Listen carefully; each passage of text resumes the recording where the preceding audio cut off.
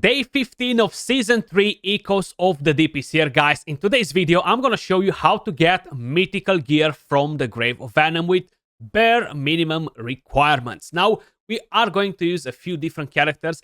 Keep in mind, I am talking about Season 3. If you are in Season 2, if you are in Season 1, I will have different guides for each one of these bosses because they will have slightly different skills. Today's video is sponsored by Dragonheir Silent God, so I just want to say a big thank you to them for sponsoring today's video and continuing to support the channel.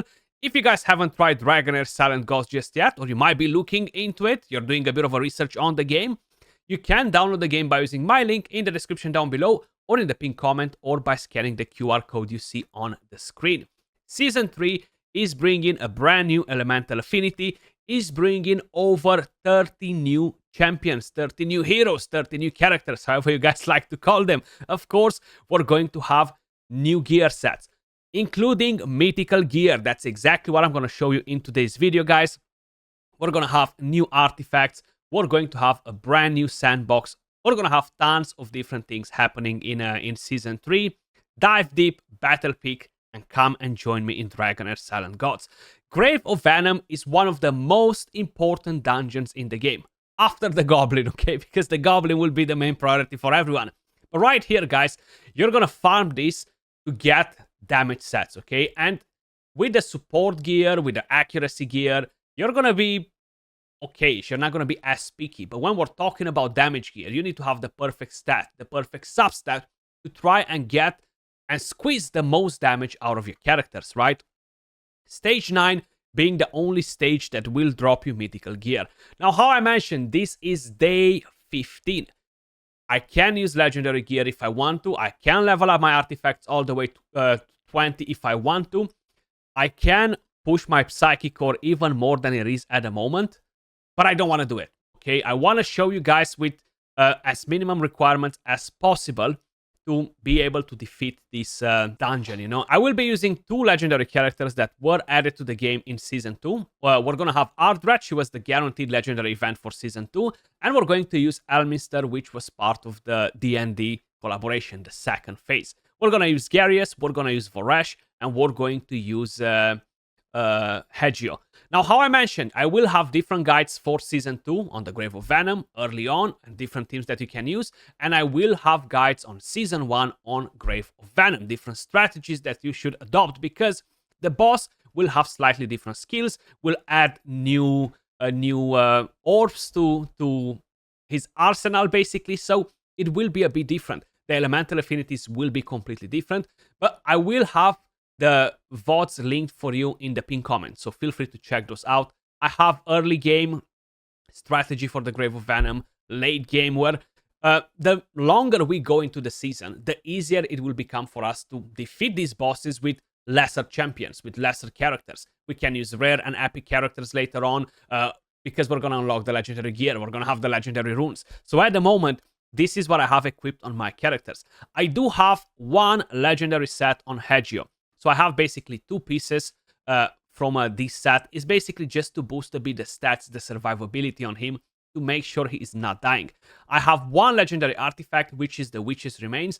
I do hope that by the time you get to Season 3, you will summon a dupe and you will be able to get this artifact. Now, the thing is, this boss requires to have two debuffs before he's using the ultimate. If not, you will be in trouble because is going to randomly attack a target. It's different from Season 2 and Season 1. That's why I'm saying it. If you guys are in a different season, you might want to check a different video to be more relatable, right? Then, that's what we have in terms of gear. Epic gear. Now, if I'm starting to bring in legendary gear, I do have one legendary piece on a Garius right here. He will be the main target. Is not a combination of sets or anything like that. Most probably, I can even actually remove it from him and just go with an epic piece. I'm still gonna be more than fine. I have Ardrat's Aura, which is actually pretty good. You know, I don't really need to worry about it too much. So there we go. Let's put him on a full epic gear, level 16 on the artifacts. Now, all these things in game, I have them better. Okay, so in game, I'm using a lot of different legendary themes. I'm using a lot of legendary gear already. You know, my artifacts are at level 20. but I'm trying to show you guys something that's a bit more different. Now, when we are talking about the skill timing, you want to have enough skill haste on Voresh and on your Elminster, more or less, to be able to go on an 18-second cycle and use their ultimates as fast as possible. So how you may notice, I have Elminster going on an 18.6 seconds, so that's not enough. But because I have the Incense Burner artifact on him, that will make him drop to 18 seconds without a problem. Then on Voresh, I have 17.9, and that's because I have 2 skill haste sets on him, and I have 1 roll on skill haste on the positive rune, and 1 roll on skill haste on the negative rune, which will make him go to 17.9 seconds. More than enough. You want to make sure the boss is not overlapping you. As simple as that. Now, in terms of auras, you can use, of course, the aura from Ardred. Is much, much better. She will really help our team to survive better. After 50 seconds, she's going to give a defense buff to every single one of the characters. So that's why she's actually so good. The battle skill will heal. The ultimate will increase the healing that we're getting from Garius. If you have the Gatekeeper staff, this will be a piece of cake as well. I am using on Garius the Scarab Amulet rather than use something a bit more OP, like a legendary artifact. You can use food just for fun. We're going to use the 13% attack, because why not? You've seen how my Psychic Core is, guys. We're not doing anything crazy. Now, the drop rates for mythical gear are not that amazing, okay? So we have the Scarab Amulet that might drop in before the battle skill from Elminster will drop in, which is going to be pretty good, because that will help our tank to stay alive. Now, this boss, how I mentioned, will have different skills compared to the Season 1 boss and the Season 2. In Season 1, if you follow the right positioning of your characters, it's piece of cake. In Season 2, that is not as good anymore. In Season 3, you don't really need to do that anymore, because the boss will damage you anyway, you know? So check this out. Right here, deals poison damage to all enemies and dispels 1 debuff from all allies. This will cover the entire area. You cannot dodge it no matter what. This skill that he's about to use right here is in a diamond shape. So that can be blocked if you're positioning your characters in a different way, like the way I had them in the Season 1 video, for example. Then you have the ultimate on the boss, which, let me get to it right now. Dashes to the current target location and performs a triple kick, each dealing poison damage and triggering Flame of Element. So basically all the orbs attacking it. If the monster has less than 2 debuffs when casting the skill, the target will be changed to a random enemy. So that is the thing right there. You want to ensure you have at least 2 different debuffs on the boss before he's using the ultimate. That's why we want to have Elminster or Voresh going basically on an 18-second cycle. You don't need Voresh in here. You can bring in a different character if you want to, and that's absolutely fine. The reason why I have him in here is because he's a pretty good hero to put defense down with the triple hitter, you know? You can always look to bring in another rally hero. Now, instead of Hegio, if you want to bring in a different damage dealer so he doesn't run behind the enemy line, because right here, Elminster cannot shield our Hegio. So Hegio might be in trouble every now and then, but right now we got the defense stack from Ardred, so they're not taking as much damage anymore and everybody's safe and sound. Before the very beginning of the fight, Hegio can be in trouble, and that's mainly because he's running behind the enemy line and Elminster cannot shield him. So if you want to bring in a range hero to deal damage instead, you can create a different positioning, and you can use the positioning of Season 1 and dodge the second skill and never get damage like that. Only your 2 front characters will get damaged, the tanks, you know, Ardred and Garius. But that is not a necessity anymore. How you may notice, with the minimum requirements of gear that we have on at the moment, we are able to survive just fine, and slowly, if we're grinding it enough, put our hands on mythical gear, guys, okay? How I mentioned, the more I go into the season, the more accessible teams become available. In 2-3 weeks from now, once I'm going to start to properly farm gear, I'm going to put my Psychic Core to to the next level, to say like this. I'm gonna max my artifacts and come back to this. I'm probably gonna be able to bring in a Flurbart. I'm gonna be able to bring in completely different characters. You know, I can come in with, for example, with Megan, with Hexandra, and just get the healing like that, and my tank will survive just fine, not a problem.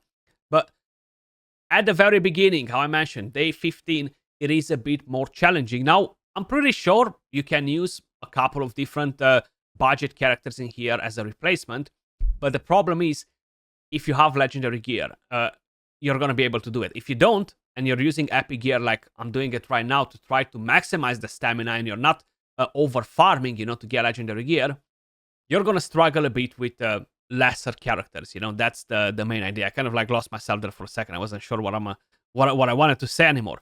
But there you go, 3 minutes and 23 seconds.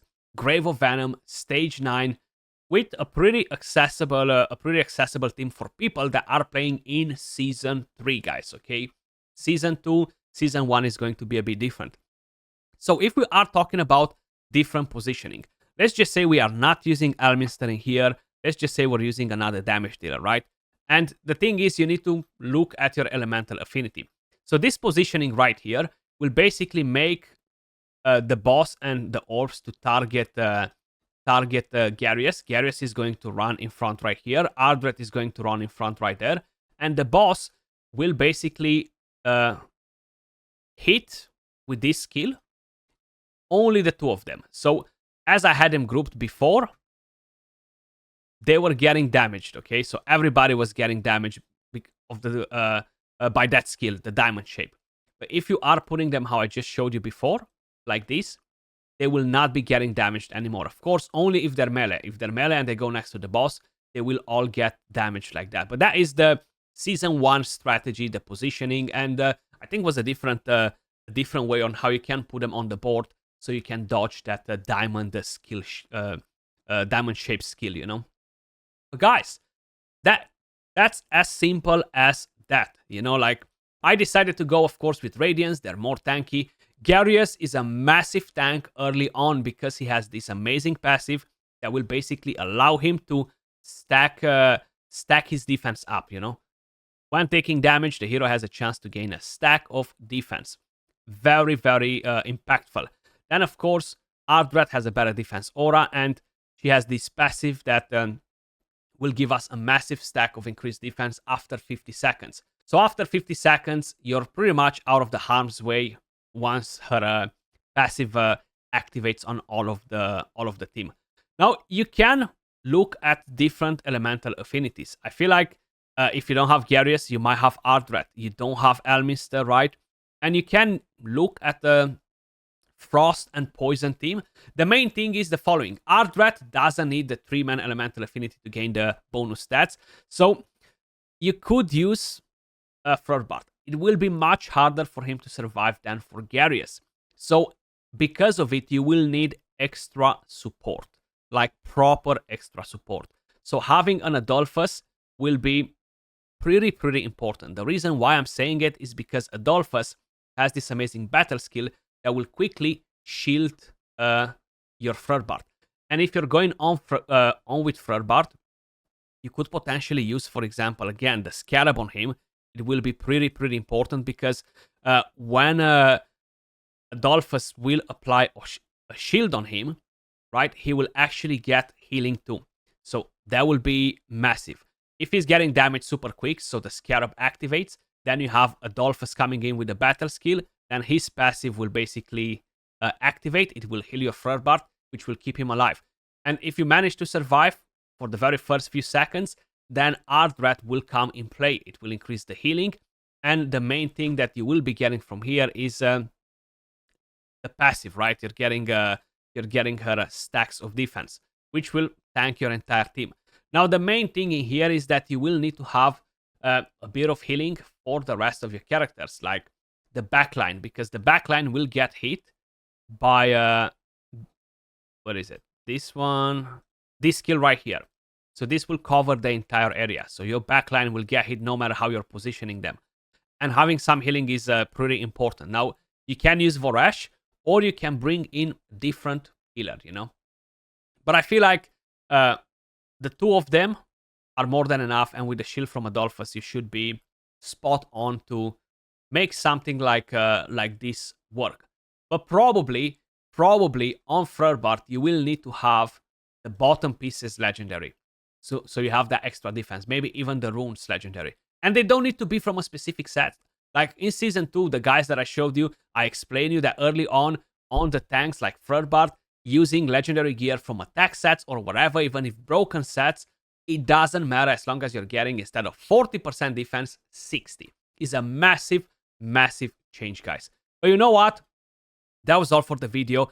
I just wanted to kind of like point it out for you guys to see how simple it is to make it work on day 15 with the minimum requirement for this dungeon to farm the gear. And actually, before I back out of here, let me just quickly show you the stats on each one of the characters, because I forgot to do that. So there we have Elminster. These are the stats that he has. You do need accuracy, of course. Some enlightenment will be very helpful to allow you to generate a bigger shield. That's Ardred right here. Basically, just make her tanky. You don't really need anything else on her. Garius, as tanky as possible. He actually had the Scarab at level 16, so we're missing some stats on him right now. Hegio, I do have a legendary set instead of the Barbarian, the Epic set. That's basically because I'm going to get some extra stats to tank him up. More HP from the helmet, an extra roll that can go on the HP, for example, right here. So all this will help him a bit to survive. And then, of course, Voresh, double skill haste. And that's it pretty much, you know. It's not a hard strategy to do, guys. Hopefully you found this video helpful. If you did, don't forget to smash a like, subscribe to the channel, and thank you to Dragonheir again for sponsoring today's video. And if you guys want to get involved, you can download the game by using my link in the description down below, or in the pinned comment, or by scanning the QR code you see on the screen. I'll catch you all in the next one. Peace.